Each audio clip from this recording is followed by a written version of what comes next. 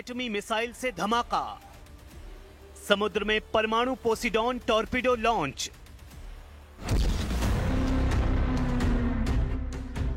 बम बारूद से 4 साल से चल रहे युद्ध का सबसे खौफनाक राउंड शुरू हो गया है।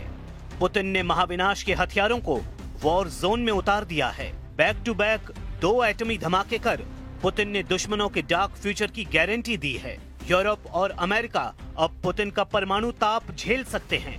पुतिन इतने क्रोध में हैं कि वो कुछ देशों को धरती के नक्शे से मिटा सकते हैं।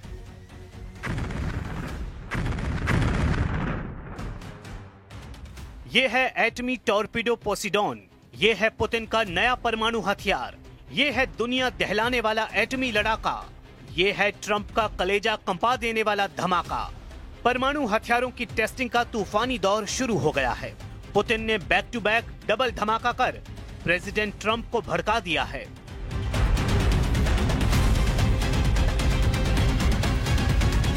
पुतिन की परमाणु चुनौती को कबूल करते हुए ट्रंप ने ऐलान किया है कि अमेरिका दुनिया में सबसे ज्यादा और विनाशकारी एटमी जखीरा जुटाना शुरू कर चुका है।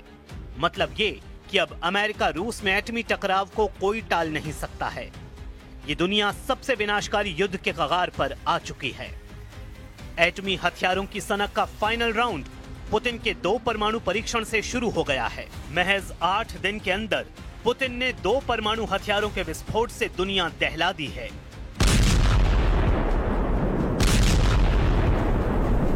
इक्कीस अक्टूबर को रूस ने परमाणु पावर से लैस बुरेवेस्तनिक क्रूज मिसाइल का परीक्षण किया। पुतिन की यह मिसाइल लॉन्च पैड से 14,000 किलोमीटर दूर तक एटमी धमाका कर सकती है। पुतिन की एटमी मिसाइल की ताकत का अंदाजा जब तक दुश्मन लगा पाते, 29 अक्टूबर को उन्होंने दूसरा धमाका कर दिया है। रूस ने परमाणु क्षमता से लैस और परमाणु ऊर्जा से चलने वाले अंडर वाटर टॉर्पीडो पोसिडॉन का पावरफुल टेस्ट कर तहलका मचाया है। पुतिन की परमाणु पावर के डबल होने की जानकारी मिलते ही ट्रंप तिलमिला गए हैं। बुसान विजिट के बीच ही उन्होंने ऐलान कर दिया कि अमेरिका के एटमी कारखाने एक्टिव कर दिए गए हैं। ट्रंप ने पुतिन को धमकी दी है कि अमेरिका सबसे ज्यादा और शक्तिशाली परमाणु बमों का गोदाम बनाना शुरू कर रहा है। Seem to all be nuclear testing. We have more nuclear weapons than anybody. We don't do testing. You know, we've halted it many years ago. But with others doing testing, I think it's appropriate that we do also. Any details around the testing, sir? Like where, when? It'll be announced. You know, we have test sites. It'll be announced.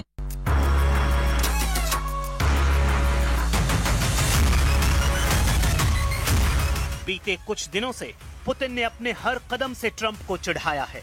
Putin ने Trump से Ukraine युद्ध पर किसी भी deal से साफ इनकार कर दिया है। शांति समझौता टलने के बाद से पुतिन लगातार ताकत दिखा रहे हैं। रूस के हथियारों की जंगी ट्रेलर देखकर ट्रंप का दिमाग बहुत ज्यादा गर्म हो गया है।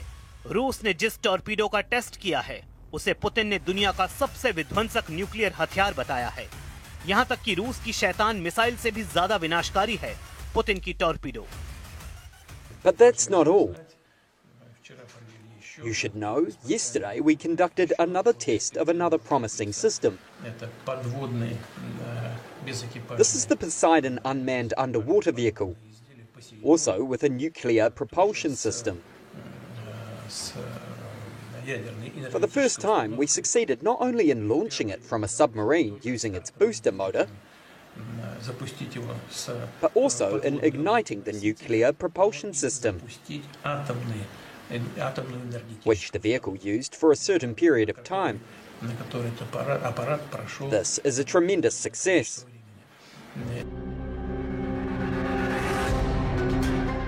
सबसे डरावनी बात यह है कि एक बार अगर पोसिडॉन का ट्रिगर दब गया तो फिर सर्वनाश होने से कोई रोक नहीं सकता है। पुतिन ने जिस परमाणु पावर से लैस टॉर्पीडो पोसिडॉन का सफल परीक्षण किया है, वो हथियार टॉर्पीडो और अंडर वाटर ड्रोन का बेजोड़ नमूना है। इसकी रेंज करीब 10,000 किलोमीटर है और ये 185 किलोमीटर प्रति घंटे की रफ्तार से दुश्मन पर वार करता है। पोसिडॉन लगभग 20 मीटर लंबा, 1.8 मीटर व्यास वाला और 100 टन वजन का है। इसमें 2 मेगा टन का वॉरहेड हो सकता है। इसकी पावर इतनी ज्यादा है कि इसके विस्फोट से रेडियो एक्टिव लहरें बन सकती हैं, जिससे समुद्र किनारे के शहर रहने लायक नहीं बचते। पुतिन ने बताया कि पहली बार यह हथियार पनडुब्बी से लॉन्च किया गया। पुतिन ने दावा किया है कि रूस की सबसे विस्फोटक मिसाइल सरमट SSX-29, जिसे नेटो फोर्स शैतान नाम देती है, उससे भी विनाशकारी है टॉर्पीडो पोसीडॉन। Мощность Посейдона значительно превышает мощность даже самой нашей перспективной ракеты межконтинентальной дальности «Сармат». Такой в мире нет, как «Сармат».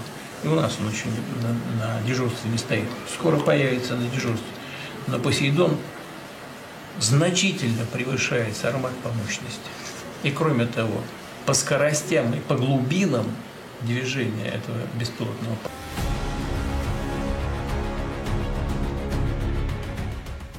पुतिन ने रूस के नए एटमी हथियार को ग्रीक लड़ाका पोसीडॉन का नाम दिया है।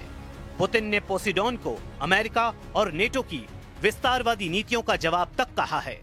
पुतिन ने पोसीडॉन की सबसे अहम खूबी इसके हमले में लगने वाली टाइमिंग को बताया है। प्रेसिडेंट ने दावा किया है कि पोसीडॉन से दुश्मन पर हमले के लिए महज कुछ मिनट या सेकंड का वक्त लगता है। Вы делаете то, что делают ваши боевые товарищи, наши бойцы, офицеры. Это важнейшее дело, которым занимается сейчас страна. Обеспечивают свою безопасность, безопасность наших людей на длительную перспективу. Но не менее важно то, что мы за решением вот этих важнейших текущих проблем все-таки не забываем и о совершенствовании и укреплении нашего стратегического потенциала. Тоже слышали наверняка, совсем недавно была испытана. Есть нормальные условия старта. एटमी हमला कई घंटे, दिन और हफ्तों की तैयारियों के बाद ही मुमकिन हो पाते हैं, लेकिन रूस ने अब ऐसा हथियार बना लिया है जिससे पुतिन कुछ सेकंड में दुश्मनों को भस्म कर सकते हैं।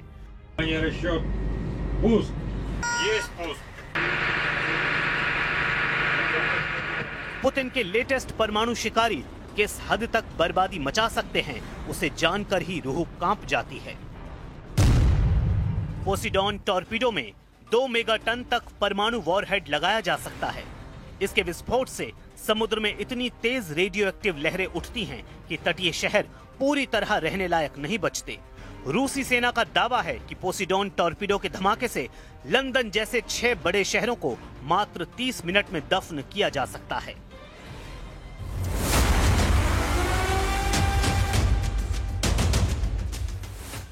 आसमान और समुद्र में परमाणु हथियारों का टेस्ट कर चुके पुतिन अभी रुकने के मूड में नहीं हैं। पुतिन ने अब अपना फोकस नेटो और यूरोप के देशों पर कर लिया है, जिनसे डायरेक्ट युद्ध में परमाणु टक्कर तय है। इसलिए पुतिन अपनी एटमी क्षमता को 2 गुना कर रहे हैं, जिसे देखते हुए अब प्रेसिडेंट ट्रंप भी एक्शन में आ गए हैं। ट्रंप ने पुतिन को 2 टूक जवाब देते हुए ऐलान किया है कि 30 साल बाद अमेरिका जिंदा एटमी बमों को एक्टिव करने जा रहा है। सुपर पावर के दुनिया के सबसे सीक्रेट हथियारों की साइट एरिया 51 को एक्टिव करने जा रहा है। ट्रुथ पर पोस्ट कर ट्रंप ने कहा कि अमेरिका के पास किसी भी देश की तुलना में सबसे ज्यादा परमाणु हथियार हैं। रूस दूसरे स्थान पर है और चीन काफी दूर तीसरे स्थान पर है, लेकिन 5 सालों में ये बराबरी पर पहुंच जाएंगे। दूसरे देशों के परीक्षण कार्यक्रमों को देखते हुए मैंने डिपार्टमेंट ऑफ वॉर को निर्देश दिया है कि वो हमारे परमाणु हथियारों का भी समान स्तर पर परीक्षण शुरू करें। ये प्रक्रिया तुरंत शुरू होगी। अमेरिका ने आखिरी बार पूरा परमाणु परीक्षण 1992 में किया था। उसके बाद से अमेरिका ने एटमी विस्फोट की जगह कंप्यूटर सिमुलेशन और सीमित सब क्रिटिकल टेस्ट कर हथियारों की जांच जारी रखी। लेकिन अब ट्रंप ने फुल फोर्स में परमाणु बमों को बनाने और उनके टेस्ट के ऑर्डर दे दिए हैं। द हिल्स के मुताबिक ट्रंप ने पेंटागन के अधिकारियों से यूरेनियम 235 और प्लूटोनियम 239 का उत्पादन फिर से शुरू करने का निर्देश दिए गए हैं। वहीं नागासाकी एटॉमिक इंस्टीट्यूशन के मुताबिक अमेरिका के पास करीब 460 टन संवर्धित यूरेनियम है। अमेरिका इतने यूरेनियम से कम 16,000 एटमी वॉरहेड तैयार कर सकता है। इसी तरह अमेरिका के पास प्लूटोनियम करीब 68 टन है, जिससे कम से कम 5,000 एटमी वॉरहेड तैयार हो सकते हैं। इन दोनों को जोड़ा जाए तो अमेरिका के एटम बमों की गिनती 20,000 के पार पहुंच जाएगी। इसके बाद एक झटके में अमेरिका रूस से 5 गुना ज्यादा एटमी पावरफुल देश बन सकता है।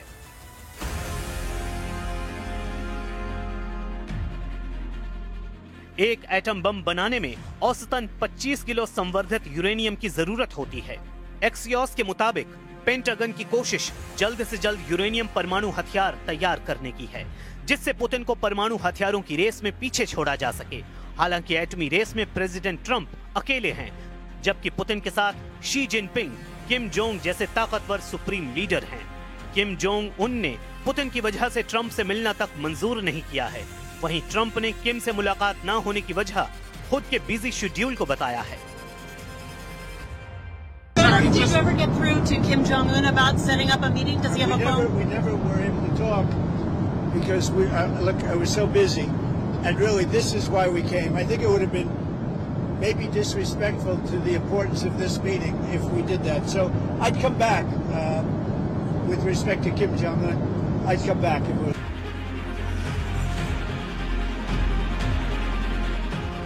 ट्रंप को उम्मीद है कि किम जोंग उनका कोरिया में ग्रैंड वेलकम करेंगे, जबकि किम ने उनकी एशिया विजिट के दौरान क्रूज मिसाइलों के धमाके किए हैं। किम जोंग ने भी एटमी रेस में खुद के पीछे न रहने का ऐलान कर रखा है। हालांकि किम के लिए सबसे बड़ी मुश्किल यूरेनियम का जुगाड़ करना है, क्योंकि परमाणु हथियार बनाने को लेकर एनपीटी का एक और नियम है। इसके तहत परमाणु हथियार के लिए बाहर से कोई भी मुल्क यूरेनियम और प्लूटोनियम नहीं खरीद सकता है। मतलब ये कि अगर किसी को नए सिरे से एटमी हथियार बनाने हैं तो उसके पास खुद का यूरेनियम और प्लूटोनियम होना चाहिए। पश्चिमी मीडिया रिपोर्ट्स के मुताबिक किम के पास फिलहाल 2000 किलोग्राम यूरेनियम है, जिससे ज्यादा से ज्यादा 47 एटम बम बन सकते हैं। लेकिन ये बात तय है कि किम के सारे एटम बम पुतिन के काम आएंगे। किम जोंग उन ने अब तक रूस का हर तरह से युद्ध में साथ दिया है। अगर पुतिन ट्रंप का युद्ध शुरू हुआ तो किम जोंग अपने सारे परमाणु हथियारों को पुतिन के लिए कुर्बान कर सकते हैं। ऐसे में ट्रंप एटमी टकराव की नौबत न आने दें, इसी में दुनिया का भला है, क्योंकि परमाणु युद्ध शुरू हुआ तो फिर धरती का वजूद खतरे में पड़ सकता है।